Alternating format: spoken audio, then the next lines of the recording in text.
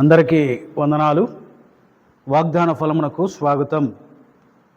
ఈ దినము ధ్యానము కొరకై ఆయన పరిశుద్ధ గ్రంథములోంచి లూకా సువార్త 12వ అధ్యాయము 47వ వచనంలో ఉన్నటువంటి మాటలను ధ్యానం చేసుకుందాం. తన యజమాని చిత్తము ఎరిగియుండియు సిద్ధపడక అతని చిత్తము చొప్పున జరిగింపకయుండు దాసునికి అనేక దెబ్బలు తగులును. దేవుడు ఈ లేఖనంలోంచి మనతో మాట్లాడును గాక. మనము యజమానుని యొక్క చిత్తాన్ని ఎరిగి ఉండాలి. ఆయన చిత్త ప్రకారము నడిచే బిడ్డలుగా ఉండాలి. అలాగూ కానీ జరిగించకపోతే ఆ యజమానుడికి కోపం వచ్చి ఆయన మరి దెబ్బలు కొడతాడు అని అక్కడ వ్రాయబడి ఉన్నది. యజమానునికి సంతోషము కలిగితే నీకిచ్చు ఆ యొక్క దీవెన అధికముగా చేసి నీకు ఇస్తూ ఉంటాడు. ఆయన హృదయాన్ని సంతోషపెట్టినప్పుడు, ఆయన అప్పగించినటువంటి పనిలో నమ్మకంగా ఉన్నప్పుడు, ఆయన నీలోంచి కోరుకుంటున్నటువంటి ప్రార్థన చేయగలిగినప్పుడు, ఆయన ఆశించినటువంటి మంచి ఫలములు, ఆత్మీయ వరములు ఆ ప్రభువు నీలో చూసినప్పుడు ఆ పరమ తండ్రి నీకు ఇంకా అధికమైనటువంటి ఆశీర్వాదాన్ని ఇవ్వాలి. ఆ స్థితిలో నీవు జీవిస్తే ప్రభువు వారు సంతోషిస్తారని దేవుని యొక్క లేఖనం సెలవిస్తూ ఉంది. ఒక దైవజనుడు మరొక దైవజనుడు కోసము ఈ కథను చెప్పి ఉన్నాడు. ఏమని చెప్పి ఉన్నారంటే, ఒక సేవకుడు వేరే ప్రాంతానికి వెళ్ళడానికి బస్సులో ప్రయాణం చేస్తూ ఉన్నాడంట. ఆ సమయంలో కండక్టర్ వచ్చి టికెట్ ఇచ్చాడు. ఆ టికెట్ విలువ 10 రూపాయలు ఇవ్వాలి. ఈ దైవ సేవకుడు 100 రూపాయలు ఇచ్చాడు. ఆ కండక్టరు 90 రూపాయలు రిటర్న్ ఇవ్వాలి. అయితే మరి ఆ 100 రూపాయలు ఆ బ్యాగ్లో వేసుకుని మరలా తిరిగి 100 రూపాయలు ఇచ్చాడంట. 10 రూపాయల నోటులు మరలా 100 రూపాయలు ఇస్తే ఆ టికెట్ పైసలు తీసుకుని వెనుక సీట్లో కూర్చున్నాడు సేవకుడు. ఆ యొక్క సేవకుడు వెనుకకు వెళ్ళి మరి ఇచ్చినటువంటి ఆ ధనాన్ని లెక్క పెట్టుకుంటే 100 రూపాయలు వచ్చింది. వెంటనే 90 రూపాయలు తన జేబులో పెట్టుకుని 10 రూపాయలు కండక్టర్కి ఇవ్వాలని ఆశ కలిగి ఉన్నాడు. కొంచెం సేపటి తర్వాత కండక్టర్ వస్తే ఇస్తామని ఎదురు చూస్తున్నప్పుడు ఆ యొక్క మనసు చెబుతూ ఉందంట, నీవేమో 10 రూపాయల కోసం బాధపడుతున్నావు, కానీ ఇటువంటి 10 రూపాయలు ఎన్నో కండక్టర్ దొంగలిస్తూ ఉంటాడు. చాలామంది దగ్గర సిల్లర్ తీసుకుని ఇవ్వడు. ఇది ఒక లెక్క, ఇది ఉంచుకు అని తన యొక్క లోపల ఉన్నటువంటి ఒక ఆత్మ అంటుంటే, మరొక ఆత్మ తనని ప్రేరేపిస్తూ ఉంది. తన ఆత్మీయ జీవితం ప్రేరేపిస్తూ ఉంది. నీవు చేసేది తప్పు, ఆయన యొక్క ధనాన్ని తిరిగి ఆయనకి ఇచ్చి అంటూ తను ప్రేరేపించబడుతూ ఉన్నాడు. అయితే చాలాసేపు ఆ యొక్క మనసులో ఆ సంఘర్షణ జరిగిన తర్వాత ఆయన దిగే వరకు కూడా ఏమి చేయాలో అర్థం కాని పరిస్థితిలో ఉండి దిగుతూ ఆయనకి తెలియకుండానే 10 రూపాయలు ఆయన చేతిలో పెట్టేసి, అయ్యా నాకు టికెట్కు 10 రూపాయలు తీసుకోకుండా మరలా రిటర్న్ 100 రూపాయలు ఇచ్చేశారు అని ఆ కండక్టర్తో చెప్పినప్పుడు ఆ కండక్టర్ ఇలాగన్నాడంట, నేను కావాలని నీకు 100 రూపాయలు ఇచ్చాను అని అనగానే సేవకుడు ఆశ్చర్యపోయాడంట. ఎందుకయ్యా నాకు 100 రూపాయలు ఎందుకు ఇచ్చావు అని అడిగితే, గత వారము మీ మందిరానికి నేను వచ్చాను, ప్రతి మానవుడు ఖచ్చితంగా ఉండాలి అని నువ్వు బోధించావు. ఆ బోధ విన్న తర్వాత నేను నిన్ను పరీక్షించాలనుకుని నీకు 100 రూపాయలు ఇచ్చాను.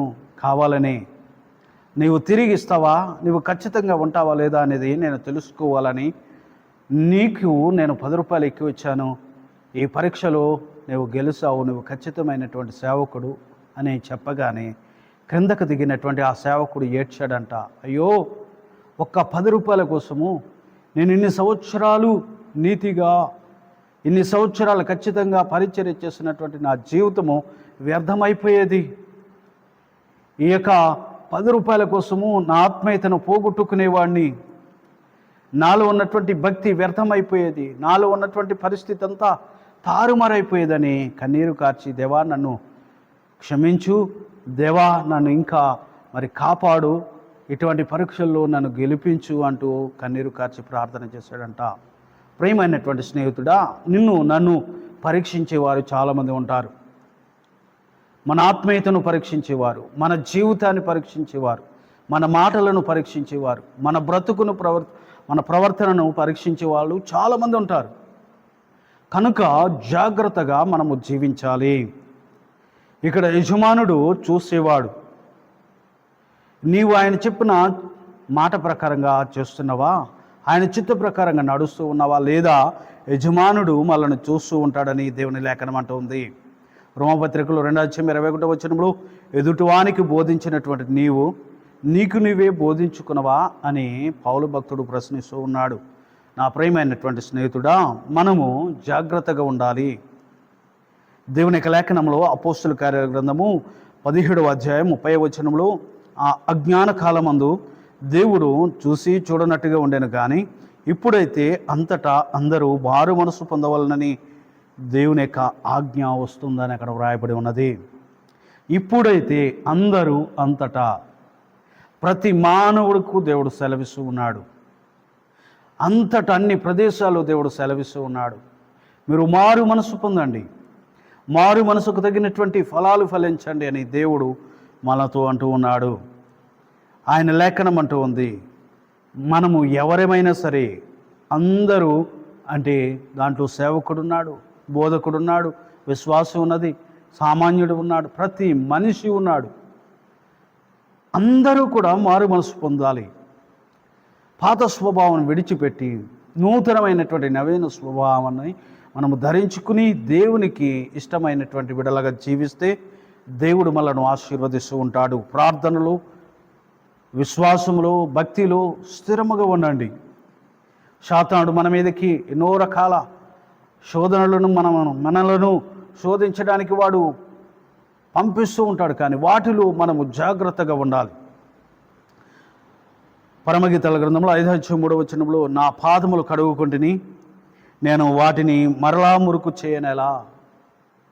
దేవుని సన్నిధిలో ఉన్న ప్రియమైన దేవుని బిడ్డ, మనము పరిశుద్ధముగా కడగబడ్డాము, పరిశుద్ధాత్మ చేత శుద్ధీకరించబడ్డాము, ఆయన రక్తము చేత కడగబడినటువంటి వారము.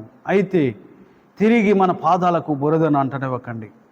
ఈ లోకంలో తిరుగుచున్నప్పుడు లోకాశలు, లోక సంబంధమైనటువంటి అనేక రకాలైనటువంటి లోపరుచుకునే పరిస్థితులు మన ఎదుట ఉంటాయి.